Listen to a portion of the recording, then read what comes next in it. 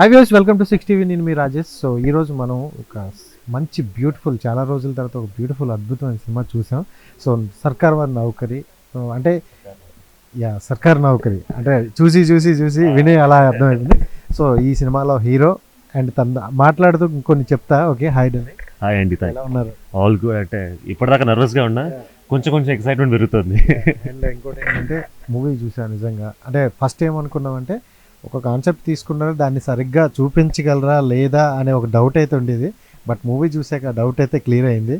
First of all మీకు ఈ story విన్నప్పుడు అంటే ఆల్రెడీ మనం అది చూడలేదు ఆ జనరేషన్ అప్పుడు, కానీ అప్పట్లో అలా ఉండేది అని ఒకటి జరిగింది. సో వినేటప్పుడు మీకు ఎలా అనిపించింది? వినేటప్పుడు కొన్ని సంఘటనలు విని నవ్వొచ్చేదండి. అంటే ఇప్పుడు ఏదైతే పిల్లలు బుగ్గలు తీసుకుని వాటర్ నింపి ఆడుకునే వాళ్ళు, అంటే నేను ఫస్ట్ టైం విన్నప్పుడు ఇలా కూడా జరిగిందా అని నవ్వొచ్చేది నాకు.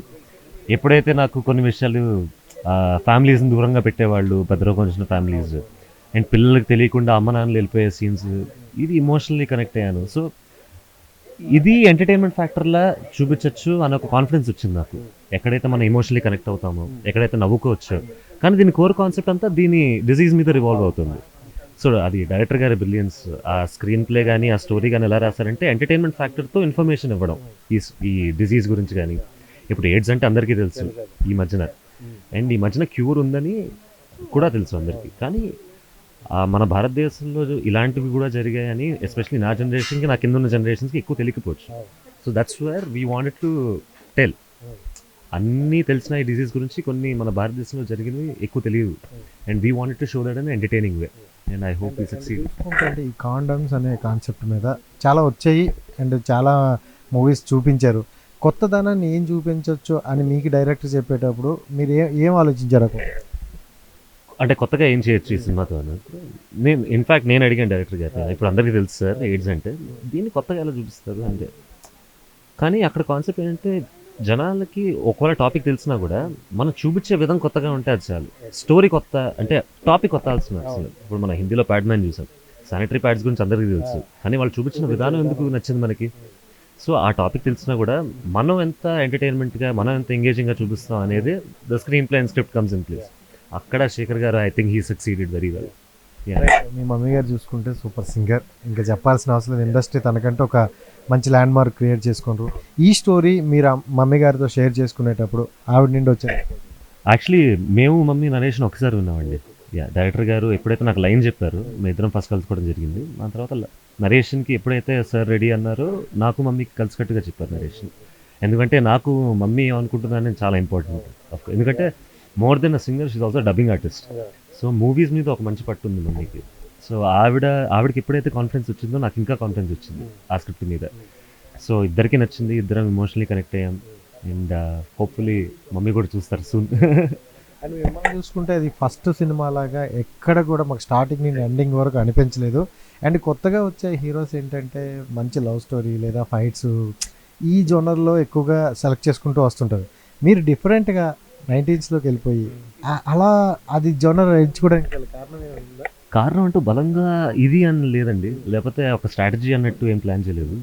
నేను ఎప్పుడైతే స్టార్ట్ చేద్దాం అనుకున్నానో ఐ వాంటెడ్ టు బి ఒక మంచి ఆర్టిస్ట్. హీరో స్టార్ అనేది జనాలు చేస్తే అవుతాం మనం, కానీ ఒక నటుడు యాక్ట్ చేయగలడం అన్న నమ్మకం క్రియేట్ చేయాలని ఉండేది నాకు. ఇది నేను అనుకున్నది. కానీ లక్కీ పార్ట్ ఏంటంటే నాకు ఈ స్క్రిప్ట్ నా దగ్గర రావడం. అంటే నన్ను ఒక నా ప్రొఫైల్ చూసి శేఖర్ గారు నాకు లైన్ చెప్పడం, దాని తర్వాత రాఘవేంద్రరావు గారు నన్ను నమ్మడం అనేది I'm very grateful for that. అది నేను చెప్పుకోలేని ఫీలింగ్. నన్ను నమ్మినందుకు ఎప్పటికీ రుణపడి ఉంటాయి వీళ్ళిద్దరికి. సో ఎప్పుడైతే నాకు ఈ స్క్రిప్ట్ వచ్చిందో నేను కాంటెంట్ వైజ్ చాలా ఇన్వాల్వ్ అయిపోయా ఆ స్క్రిప్ట్లో. అంత ఇన్వాల్వ్ అయిన తర్వాత నాకు నేను ఎంత స్టైలిష్గా ఉన్నాను, లేకపోతే నేను రామ్ కామ్ చేయాల్సిందా, లేకపోతే యాక్షన్ డాన్సులు చేయాల్సిందా, ఇవేం గుర్తు రాలేదు నాకు. అంత కాన్ఫిడెంట్ వచ్చింది నాకు స్క్రిప్ట్ మీద. అండ్ రాఘవేంద్ర గారు చూసుకుంటే అతని చేతుల మీద వచ్చిన వ్యక్తులు ప్రతి ఒక్కరు ఈరోజు స్టార్లలో ఉన్నారు. సో అలాగే మీరు కూడా ఈరోజు వచ్చారు. సో నెక్స్ట్ మీరు వచ్చే ప్రాజెక్టులో ఎలాంటి జాగ్రత్తలు తీసుకుంటారు? ఎందుకంటే ఆడియన్స్కి మీరు కొంచెం కనెక్ట్ అయ్యారు కాబట్టి నెక్స్ట్ ఇంకా బాధ్యత పెరుగుతుందండి 100%. కానీ దీన్ని ప్రెషర్ కంటే ఒక ఆపర్చునిటీలా తీసుకోవడం అనేది మనకు కూడా కొంచెం మెంటలీ బాగుంటుంది. I hope people appreciate this, and next I want keep doing something different అండి. ఇప్పుడు అంటే విలేజ్ స్టోరీ చెయ్యను అని కాదు ఎప్పుడు, కానీ డిఫరెంట్ నేను ఎంత ఒక స్టైలిష్ లుక్లో ఎలా ఉంటా, ఒక విలేజ్ లుక్లో ఎలా ఉంటా, ఇలా చాలా డిఫరెంట్లీ ట్రై చేస్తుంది. కొత్తదనాన్ని చూపించారు. ఎందుకంటే ఇప్పుడు ఆడియన్స్ హ్యావ్ ఆల్సో చేంజ్డ్ అనిపిస్తుంది నాకు. మన బలగం లాంటి స్టోరీస్ కానీ ఈ స్టోరీస్ కానీ ఇప్పుడు ఇంకా చూస్తున్నారు. And commercial movies of course నాకు కూడా ఇష్టం, నాకు కూడా చేయాలని ఉంటుంది ఎప్పుడైనా. కానీ ఆ కొత్తదనం అనేది ప్రతి స్క్రిప్ట్లో తేవాలని ఉంది నాకు. So hopefully I do something new and magical. Megastar Chiranjeevi గారు అతని చేతుల మీదుగా ట్రైలర్ లాంచ్ అయ్యింది. సో అతను మీకు కొన్ని టిప్స్ కూడా ఇవ్వడం జరిగింది జాగ్రత్తగా. సో మీకు ఎలా అనిపించింది? సార్ నేను పెద్ద ఫ్యాన్ అండి మెగాస్టార్ చిరంజీవి గారు. చిన్నప్పటి నుంచి ఒక అంటే అందరూ ఫ్యాన్సే, ఎవరు ఫ్యాన్ కాదని చెప్పరు. సో అంటే ఆయన నన్ను ఎంత ఇన్ఫ్లుయెన్స్ చేశారంటే, ఫస్ట్ నేను డాన్స్ మొదలెట్టింది వన్ ఆఫ్ ద రీజన్స్ ఆయనే. ఇంకోటి ఏంటంటే చాలామంది కమర్షియల్ హీరో అంటారు చిరంజీవి గారిని, కానీ నేను వన్ ఆఫ్ ద బెస్ట్ నటుడు అంటాను నేను చిరంజీవి గారు. అది ఇమోషనల్ సీన్ అయినా, అది కామెడీ సీన్ అయినా, ఎలాంటి సీన్ అయినా చాలా న్యాచురల్గా చేసే ఒక స్టార్ నాకు మెగాస్టార్ గారు అనిపిస్తారు.